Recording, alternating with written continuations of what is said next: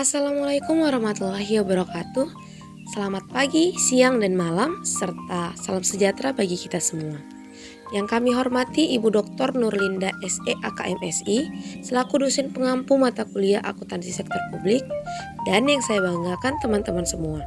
Dalam kesempatan kali ini, izinkan kami untuk memaparkan hasil diskusi kami tentang analisis laporan keuangan OPD Dinas Pendidikan Jawa Tengah dengan acuan PP nomor 71 tahun 2010, Permendagri nomor 64 tahun 2013, dan Permendagri nomor 90 tahun 2019. Nah, untuk teman-teman yang belum tahu mengenai laporan keuangan OPD, yuk ikuti pembahasannya. Definisi organisasi perangkat daerah. Organisasi perangkat daerah atau OPD adalah perangkat daerah pada pemerintah daerah selaku pengguna anggaran atau pengguna barang.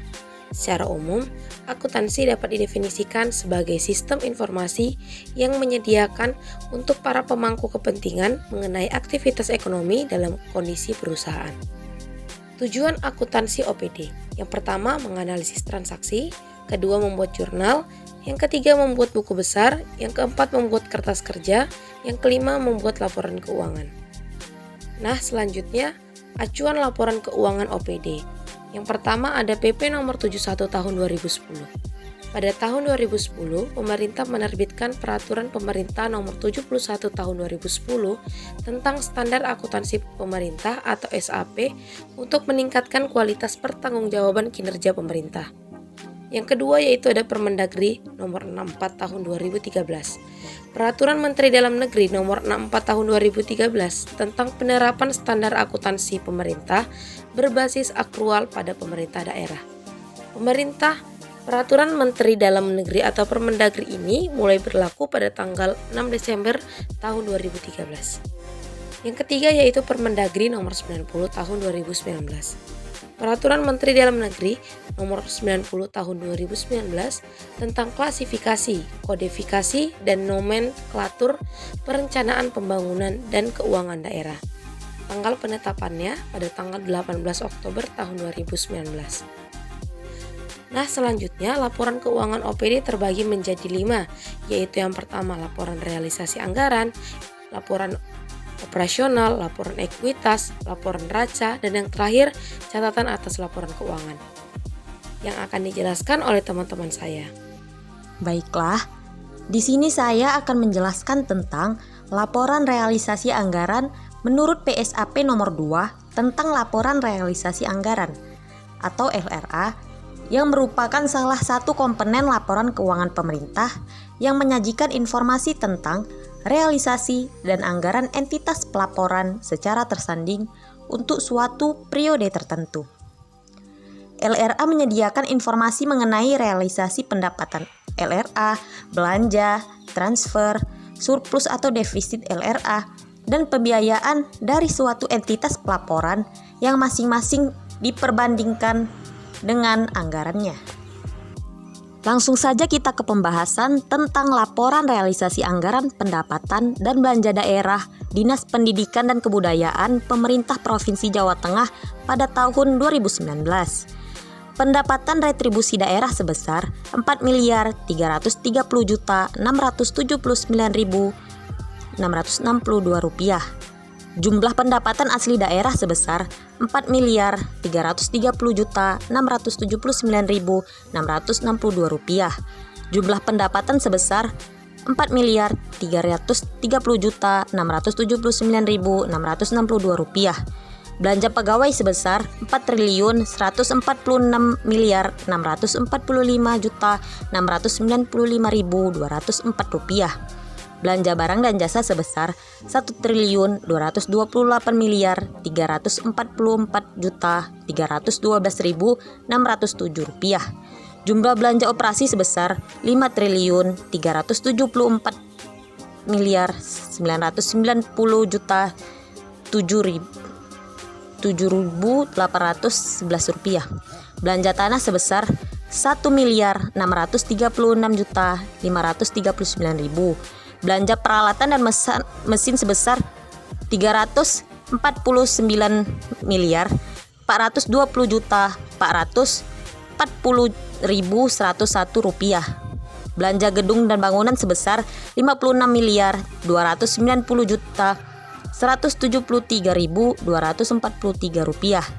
Belanja aset tetap lainnya sebesar 130 miliar 770 juta 144.188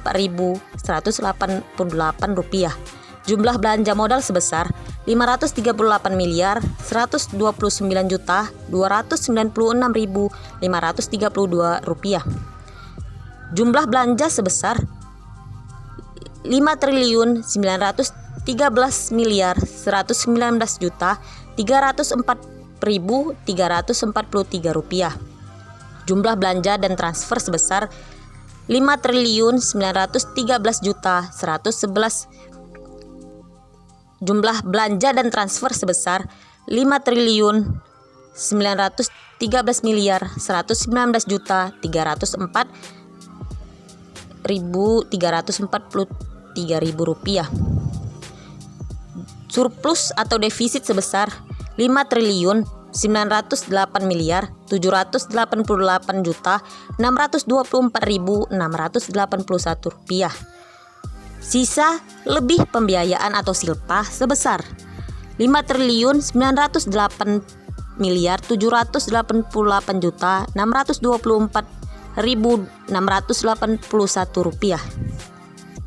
Nah, hasil analisis dari laporan realisasi anggaran pada Dinas Pendidikan dan Kebudayaan Provinsi Jawa Tengah periode tahun 2019 sampai tahun 2021 sudah sesuai dengan peraturan pemerintah nomor 71 tahun 2010. Karena di dalam laporan realisasi anggaran tersebut menyajikan pendapatan LRA, belanja, transfer, surplus atau defisit LRA, pembiayaan, sisa lebih atau kurang pembiayaan anggaran, silpa atau sikpa. Selanjutnya akan saya serahkan kepada rekan saya. Baik, saya akan melanjutkan pembahasan mengenai laporan operasional. Laporan operasional adalah laporan yang menyajikan informasi mengenai seluruh kegiatan operasional keuangan entitas. Laporan yang tercermin dalam pendapatan LO, beban, dan surplus atau defisit operasional dari suatu entitas pelaporan yang penyajiannya disandingkan dengan periode sebelumnya. Nah, pada tabel di atas dapat kita lihat laporan operasional Dinas Pendidikan dan Kebudayaan Pemerintah Provinsi Jawa Tengah pada tahun 2019, yang dimana jumlah pendapatan LO yaitu sebesar 413 miliar 894 juta 64.065 rupiah. Jumlah beban dari kegiatan operasional sebesar 5 triliun 742 miliar 915 juta 85.323 rupiah. Surplus atau defisit dari kegiatan non operasional sebesar 9 miliar 152 juta 563.341 rupiah. Surplus atau defisit sebelum pos luar biasa yaitu sebesar 5 triliun 333 miliar 842 juta 904.937 rupiah.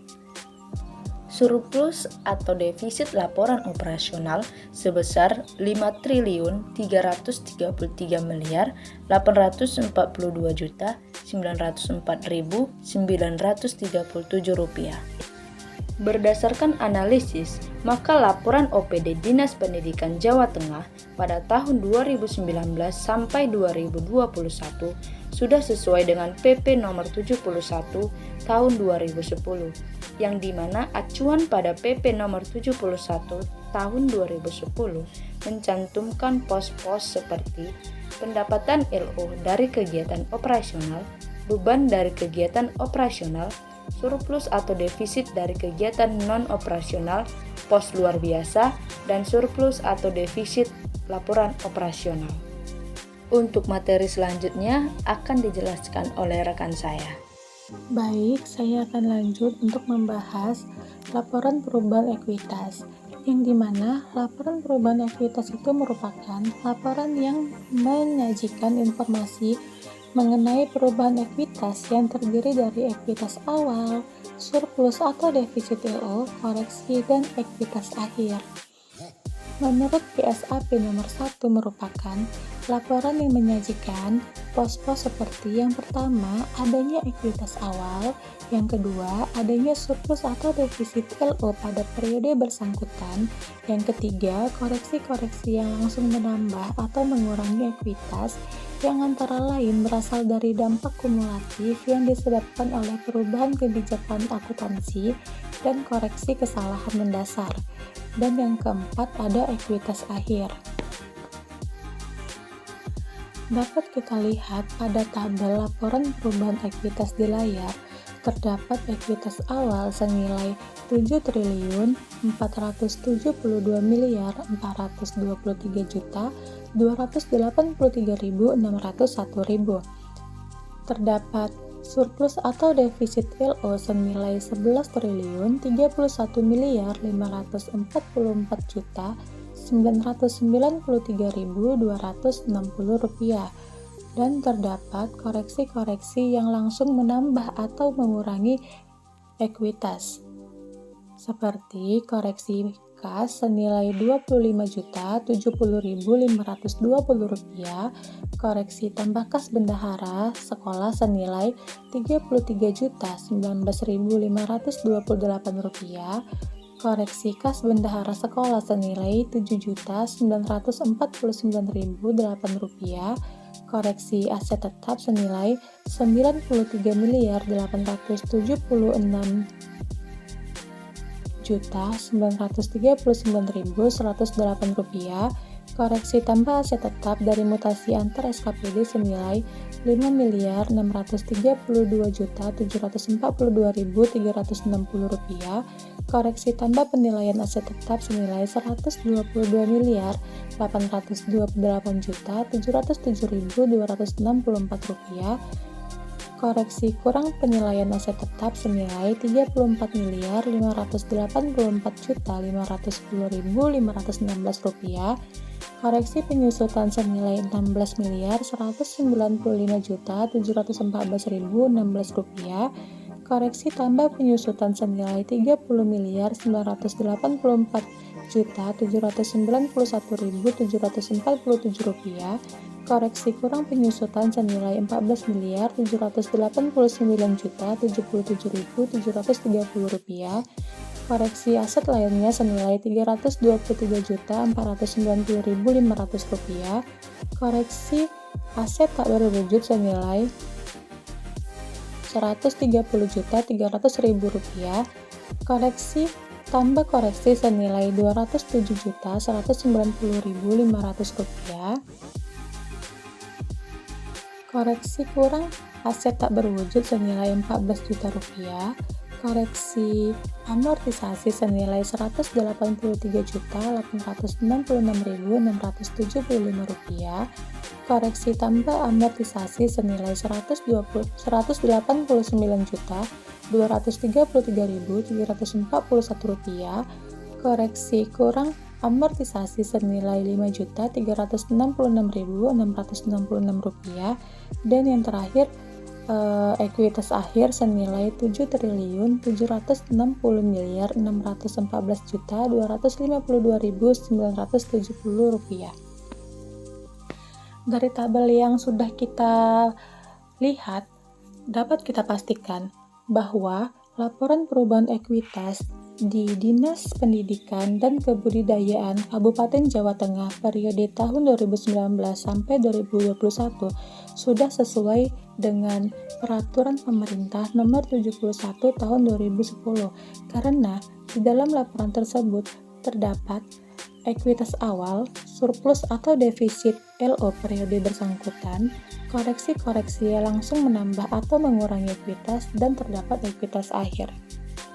Baik, di sini saya akan membahas mengenai laporan neraca. Apa sih sebenarnya laporan neraca itu? Neraca menggambarkan posisi keuangan pemerintah mengenai aset, kewajiban, dan ekuitas dana pada tanggal tertentu. Menurut Permendagri nomor 64 tahun 2013 menyebutkan bahwa neraca adalah laporan yang menyajikan informasi posisi keuangan suatu entitas. Pelaporan mengenai aset utang dan ekuitas dana.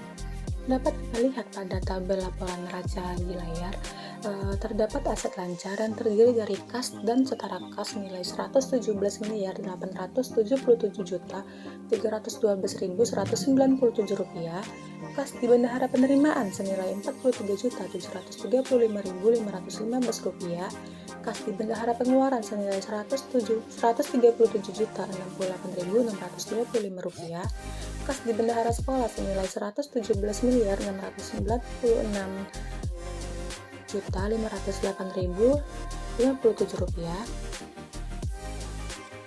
belanja dibayar di muka senilai Rp328.387.185, persediaan barang habis pakai senilai Rp18.278.360.265, dan jumlah aset lancar senilai Rp136.484.059.648.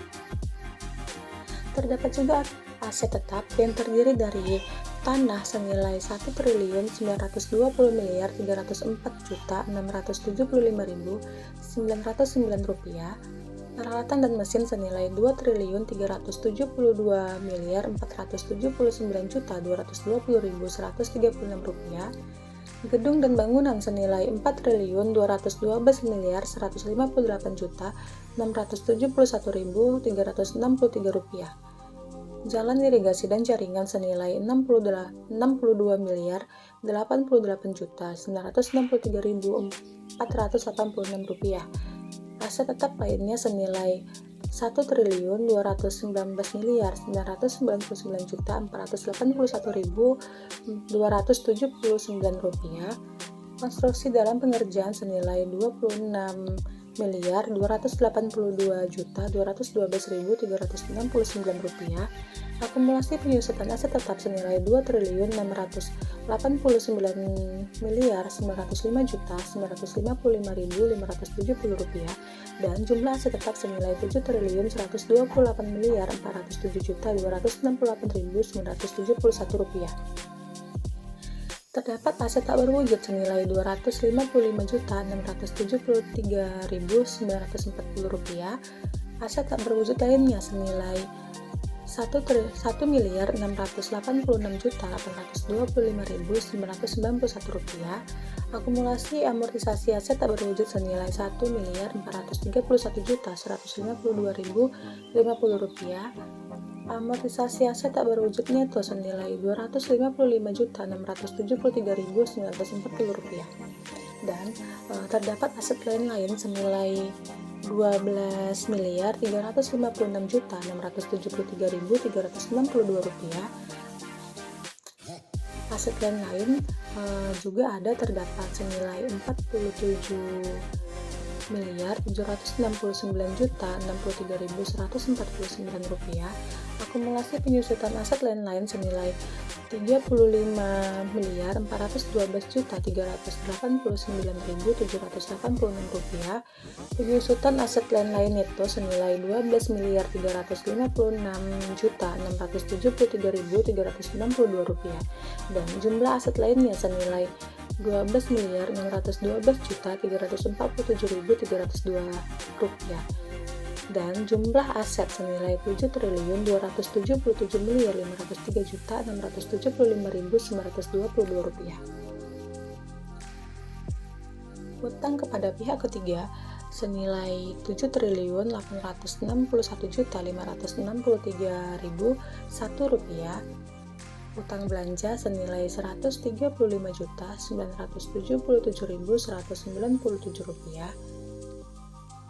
jumlah kewajiban jangka pendek senilai Rp7.997.540.198, ekuitas senilai Rp6.928.154.180. Ada juga ekuitas senilai Ada juga pengurangan ekuitas senilai 5.832.904.197 rupiah, dan jumlah ekuitas senilai 1.285.249.243 rupiah. RK PPKD konsolidasian senilai 5.949.420.886.480 rupiah, dan total kewajiban dan ekuitas dana senilai 7.273.503.675.922. Setelah dilakukan analisis pada laporan neraca di Dinas Pendidikan dan Kebudayaan Kabupaten Jawa Tengah periode tahun 2019 sampai 2021, dinyatakan sudah sesuai karena sudah mengacu kepada Peraturan Pemerintah Nomor 71 Tahun 2010, yang dimana isinya terdapat kas dan setara kas, investasi jangka pendek, piutang pajak dan bukan pajak, persediaan, investasi jangka panjang, aset tetap, kewajiban jangka pendek, dan ekuitas. Catatan atas laporan keuangan. Menurut Permendagri nomor 64 tahun 2013 menyebutkan bahwa catatan atas laporan keuangan atau CALK diatur pada PSAP nomor 4. Disajikan secara sistematis setiap pos dalam LRA, laporan perubahan SAL, neraca, LO, LAK, dan LPE harus mempunyai referensi silang dengan informasi terkait dalam catatan atas laporan keuangan. Laporan CALK wajib disusun baik entitas organisasi perangkat daerah atau OPD dan entitas pejabat pengelola keuangan atau PPKD. Berikut ini adalah contoh CALK di OPD dan PPKD. Ini merupakan contoh CALK pada laporan keuangan tahun 2019 Dinas Pendidikan Jawa Tengah. Nah, untuk laporan keuangan yang lebih lengkap, kalian semua dapat scan barcode berikut, yaitu barcode pertama untuk laporan keuangan tahun 2020 dan barcode kedua untuk laporan keuangan tahun 2021. Nah, dari 5 laporan keuangan seperti laporan LRA, laporan LO, laporan ekuitas, laporan neraca, dan CALK pada OPD Dinas Pendidikan Jawa Tengah sudah sesuai dengan Permendagri nomor 64 tahun 2013 dan Permendagri nomor 90 tahun 2019. Namun, pada tahun 2019 menggunakan acuan Permendagri nomor 64 tahun 2013 yang mana terdapat 9 akun di dalam laporan keuangannya. Sedangkan laporan pada tahun 2020 dan 2021 menggunakan acuan Permendagri nomor 90 tahun 2019 karena hanya terdapat 8 akun di dalam penyajian laporan keuangannya. Nah, tidak hanya itu, namun juga di dalam laporan LRA-nya tahun 2019 terdapat akun transfer bagi hasil pendapatan dan transfer bantuan keuangan, sehingga hal ini sesuai dengan Permendagri nomor 64 tahun 2013. Sedangkan pada tahun 2020 dan 2021 di dalam LRA-nya tidak terdapat akun transfer, sehingga sesuai dengan Permendagri nomor 90 tahun 2019. Nah, selanjutnya pada laporan operasional tahun 2019 terdapat surplus non-operasional dan pendapatan luar biasa. Hal ini sesuai dengan Permendagri nomor 64 tahun 2013. Sedangkan pada tahun 2020 dan 2021 hanya terdapat surplus non-operasional, yang mana hal ini sesuai dengan Permendagri nomor 90 tahun 2019. Baiklah, inilah hasil analisis dari kelompok kami. Semoga apa yang telah kami jelaskan bisa menambah wawasan bagi teman-teman semua. Kami ucapkan terima kasih dan Assalamualaikum warahmatullahi wabarakatuh.